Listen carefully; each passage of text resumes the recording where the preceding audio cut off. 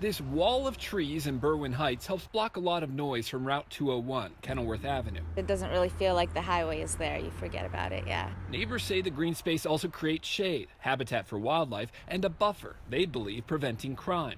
But as first reported by WTOP, crews hired by PEPCO recently knocked down or tagged several trees for removal here. We didn't know anything about it until we saw the trucks moving up the road. Residents complain a lot of this seems arbitrary. It appears as though they're cutting back trees that are not really needed to be cut back. In a statement, PEPCO says the trees are a risk to our overhead power lines and electric service. PEPCO follows established guidelines regarding tree trimming and only removes trees if necessary.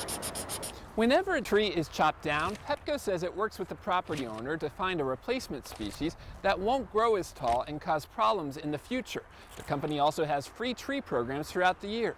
But in this case, this property is owned by the Maryland State Highway Administration. And even if it replaced every single tree here, neighbors say it just won't be the same. I mean, it'll take years for the trees to grow in. And I guess in the past they have tried to replant new trees, but there are a lot of trees that are just kind of dead. It's almost like they just plant them, but nobody maintains them. The State Highway Administration says it does replace trees like these, a 1-to-1 ratio, often more. Meanwhile, PEPCO says this work will increase safety and reliability, but residents wish there was more notice and less of a rush. After all, they say, these trees have stood here more than 100 years. In Berwyn Heights, Mike Carter-Canine, ABC 7 News.